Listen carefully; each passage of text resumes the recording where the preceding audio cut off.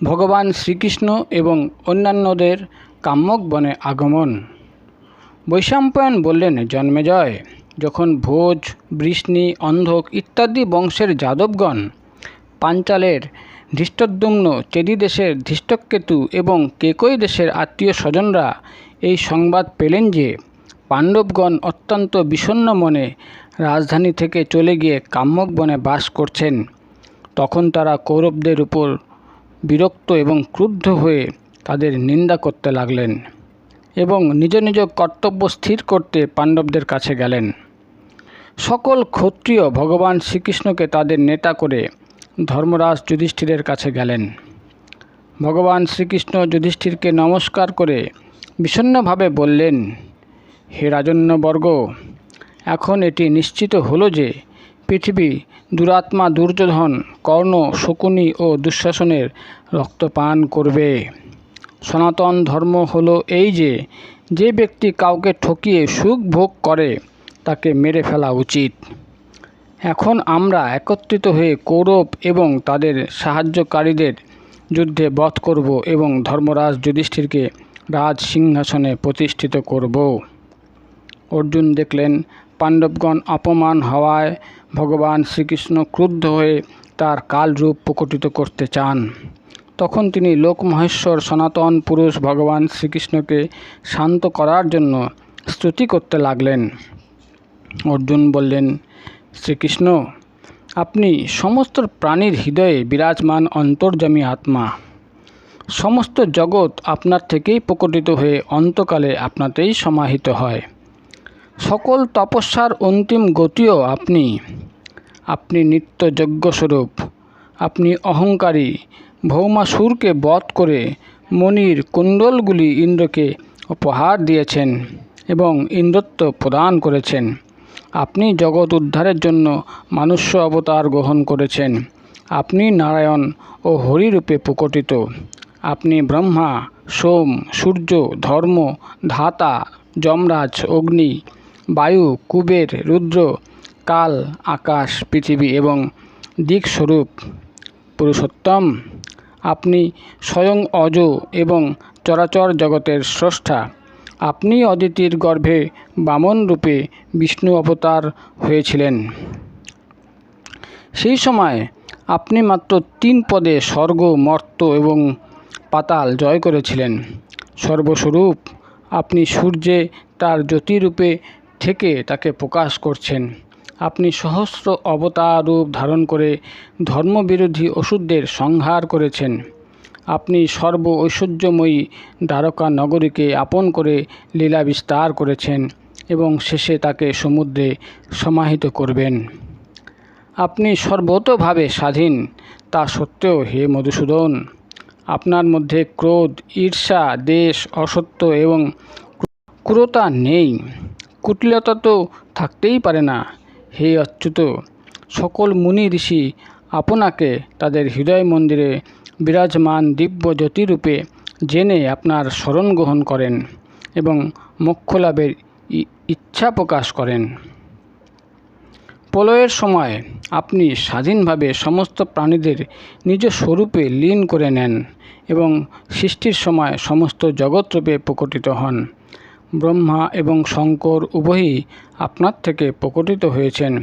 আপনি বাল্যলীলার সময় বলরামের সঙ্গে যেসব অলৌকিক কার্য ঘটিয়েছেন তা আজ পর্যন্ত কারো দ্বারা সম্ভব হয়নি এবং হবেও না। শ্রীকৃষ্ণের আত্মা অর্জুন তাকে এইভাবে স্তুতি করে চুপ করলেন। তখন ভগবান শ্রীকৃষ্ণ বললেন, অর্জুন, তুমি একমাত্র আমার এবং আমি একমাত্র তোমারই। যা আমার তা তোমার এবং যা তোমার তা আমার। যে তোমাকে হিংসা করে সে আমাকে হিংসা করে এবং যে তোমাকে ভালোবাসে সে আমার প্রিয়।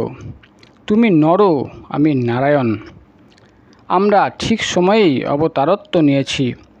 তুমি আমার অভিন্ন আর আমিও তোমার অভিন্ন। আমাদের দুজনের স্বরূপও একই। যখন ভগবান শ্রীকৃষ্ণ অর্জুনকে এই কথা বলছিলেন তখন পাণ্ডবদের রাজরানী দ্রৌপদী শরণাগত বৎসল ভগবান শ্রীকৃষ্ণের শরণ গ্রহণ করার জন্য তার কাছে এসে বলতে লাগলেন। দ্রৌপদী বললেন, মধুসূদন, আমি অসিত এবং দেবল মুনির মুখ থেকে শুনেছি যে সৃষ্টির প্রারম্ভে আপনি একাই কারো সাহায্য ছাড়া সমস্ত লোক সৃষ্টি করেছেন। পরশুরাম আমাকে বলেছিলেন যে আপনি অপরাজিত বিষ্ণু, আপনি যজমান, যজ্ঞ এবং যজনীয়, পুরুষোত্তম। সকল ঋষি বলে থাকেন যে আপনি ক্ষমার মূর্তি, আপনি পঞ্চভূত স্বরূপ এবং এর দ্বারা সম্পন্ন হওয়ার যোগ্য স্বরূপও। ঋষি কাশ্যপ আমাকে এই কথা বলেছেন। নারদ ঋষি আমাকে জানিয়েছেন আপনি সকল দেবতার প্রভু, সর্বপ্রকার কল্যাণের আধার, সৃষ্টিকর্তা এবং মহেশ্বর। বালক যেমন তার খেলার সামগ্রী নিয়ে খেলা করে, তেমন আপনিও ব্রহ্মা, ইন্দ্র, মহেশ্বর আদি দেবতার সঙ্গে বারবার খেলা করেন। স্বর্গ আপনার মস্তকে, পৃথিবী আপনার পদতলে এবং সমস্ত লোক আপনার উদরে ব্যাপ্ত। আপনি সনাতন পুরুষ, বেদাভ্যাসী, তপস্বী, ব্রহ্মচারী, অতিথি সেবক, গৃহস্থ, শুদ্ধ অন্তঃকরণযুক্ত, বানপ্রস্থ আশ্রমবাসী এবং আত্মদর্শী সন্ন্যাসীদের হৃদয়ে সত্যস্বরূপ ব্রহ্মরূপে স্ফুরিত হওয়া পুরুষ আপনি। রণভূমিতে পৃষ্ঠ প্রদর্শন না করা পুণ্য আত্মা রাজস্বী এবং সমস্ত ধার্মিকদের পরম গতিও আপনি। আপনি সবার প্রভু, বিভু, সর্ব আত্মা। আপনার শক্তিতেই সকলে কর্ম করতে সক্ষম হয়। লোক, লোকপাল, তারামণ্ডল, দশদিক, আকাশ, চাঁদ এবং সূর্য সবই আপনাতে প্রতিষ্ঠিত। প্রাণীদের মৃত্যু, দেবতাদের অমরত্ব এবং জগতের সকল কর্মই আপনাতে প্রতিষ্ঠিত। আপনি সকল প্রাণীর ঈশ্বর, তাই আপনার কাছেই আমি উজাড় করে আমার দুঃখ নিবেদন করছি। শ্রীকৃষ্ণ, আমি পাণ্ডবদের পত্নী, ধৃষ্টদ্যুম্নের ভগ্নী এবং আপনার সখী। আমার মতো ভাগ্যবতী নারীকে কৌরবদের পূর্ণ সভাস্থলে টেনে আনা হয়েছিল। এ কি লজ্জার কথা! কৌরবরা কপটতা করে আমাদের রাজ্য কেড়ে নিয়েছে। বীর পাণ্ডবদের দাসে পরিণত করে রাজন্য পরিবেষ্টিত পূর্ণ সভাগৃহে আমার ন্যায় রজস্বলা এক বস্তা নারীকে চুল ধরে টেনেছে। মধুসূদন, আমি জানি অর্জুন, ভীম ও আপনি ছাড়া গান্ডীব ধনুকে কেউই গুণ পরাতে পারেন না। তবুও ভীম এবং অর্জুন আমাকে রক্ষা করতে পারেননি। ধিক তাদের এই বল পৌরুষকে।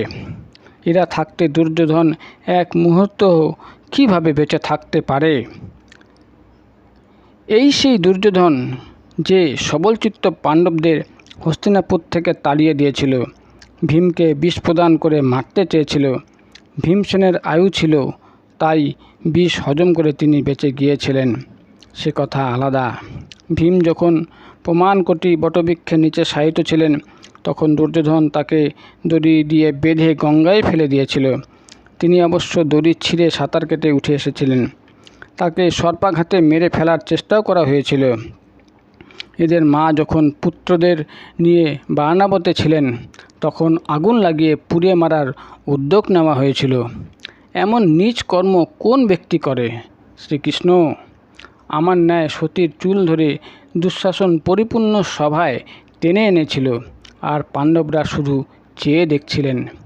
দ্রৌপদীর চোখ দিয়ে অশ্রুধারা বয়ে চলল। তিনি মুখ ঢেকে কাঁদতে লাগলেন। একটু পরে নিজেকে একটু সামলে ভরাট গলায় ক্রোধ ভরে আবার বলতে লাগলেন, শ্রীকৃষ্ণ, 4টি কারণের জন্য তোমার সর্বদা আমাকে রক্ষা করা উচিত। প্রথমত, তুমি আমার আত্মীয়। দ্বিতীয়ত, অগ্নিকুণ্ড থেকে উৎপন্ন হওয়ায় আমি গৌরবশালিনী। তৃতীয়ত, তোমার চরণের আশ্রিতা। এবং চতুর্থত, তোমার উপর আমার পূর্ণ অধিকার আছে। তুমি আমাকে রক্ষা করতে সক্ষম।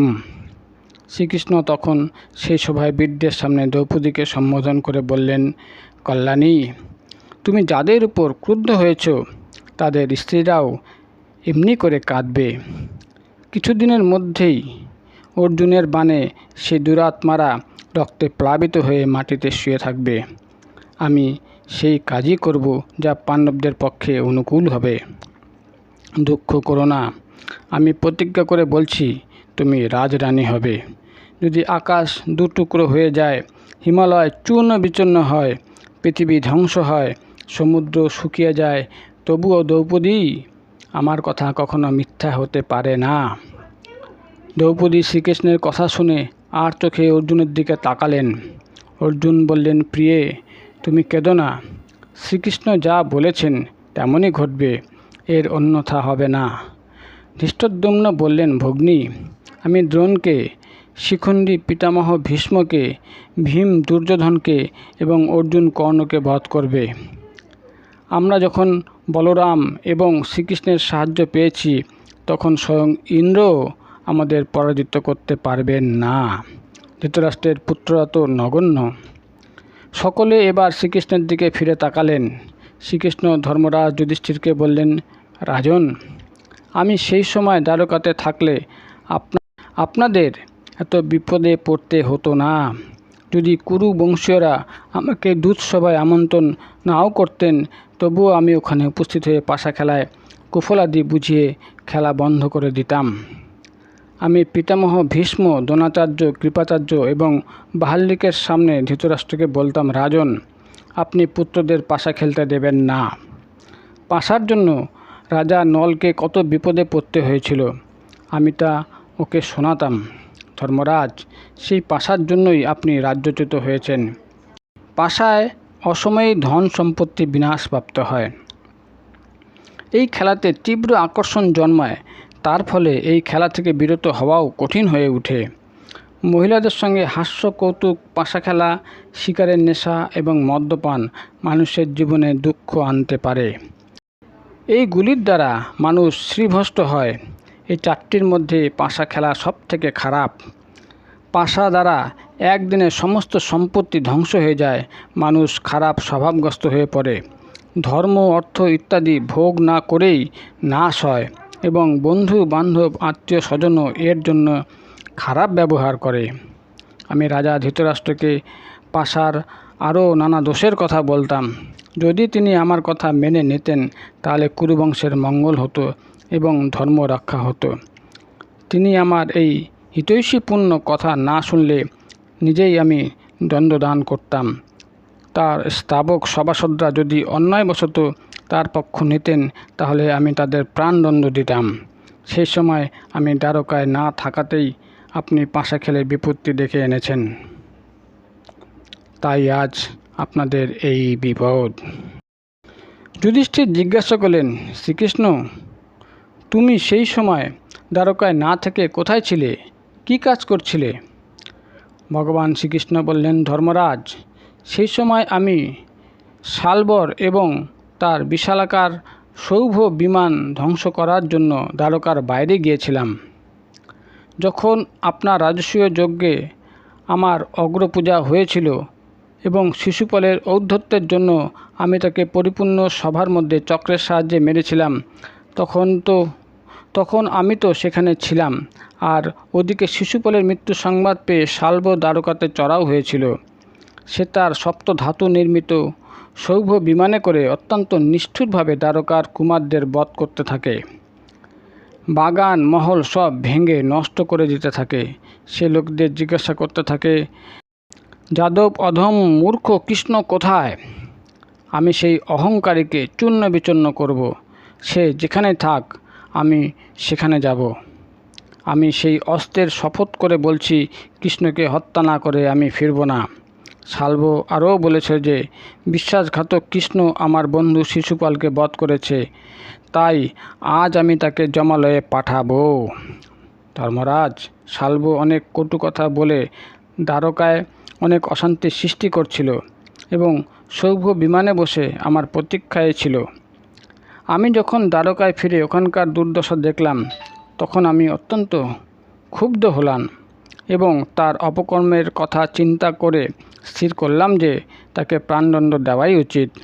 অতএব দ্বারকা থেকে বেরিয়ে তাকে খুঁজতে খুঁজতে সমুদ্রের মধ্যে এক ভয়ানক দ্বীপে তাকে তার বিমানসহ দেখতে পেলাম। তখন আমি পাঞ্চজন্য শঙ্খ বাজিয়ে তাকে যুদ্ধে আহ্বান করলাম। আমাদের মধ্যে ভীষণ যুদ্ধ আরম্ভ হলো। শেষে শাল্বসহ সমস্ত দানবদের হত্যা করে আমি তাদের ধরাশায়ী করলাম। আমার দ্বারকায় না থাকায় এটিই হলো কারণ। আমি যখন দ্বারকাতে ফিরে এলাম তখন জানতে পারলাম যে হস্তিনাপুরে কপটদূতে আপনাদের সব কিছু ওরা জিতে নিয়েছে। আমি তখনই রওনা হয়েছি এবং হস্তিনাপুর হয়ে এখানে এসেছি। যুধিষ্ঠির জিজ্ঞাসা করায় ভগবান শ্রীকৃষ্ণ তাকে সবিস্তারে শাল্ববধের কাহিনী শোনালেন এবং দ্বারকা যাওয়ার অনুমতি চাইলেন। অনুমতি পেয়ে ভগবান শ্রীকৃষ্ণ ধর্মরাজ যুধিষ্ঠিরকে প্রণাম করলেন। ভীম শ্রীকৃষ্ণের মস্তকে আদর করলেন। কৃষ্ণ ও অর্জুন আলিঙ্গন করলেন। নকুল সহদেব তাকে প্রণাম করলেন।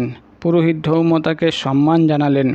দ্রৌপদী অশ্রুসজল নয়নে তাকে বিদায় জানালেন।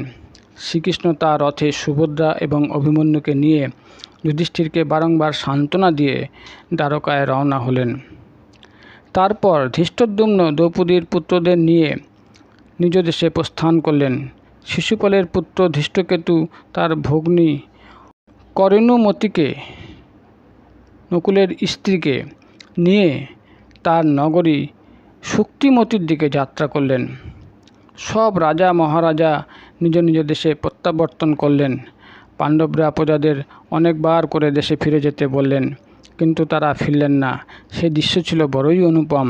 সকলে ফিরে গেলে যুধিষ্ঠির ব্রাহ্মণদের আপ্যায়ন করে তাদের কাছে এগিয়ে যাওয়ার জন্য অনুমতি চাইলেন এবং সেবকদের রথ প্রস্তুত করতে নির্দেশ দিলেন। এর পরের পর্বে পাণ্ডবদের দ্বৈতবনে বাস, মার্কণ্ডেয় মুনি এবং দালভ্য বকের উপদেশ আপনাদের গল্পের আকারে পড়ে শোনানো হবে।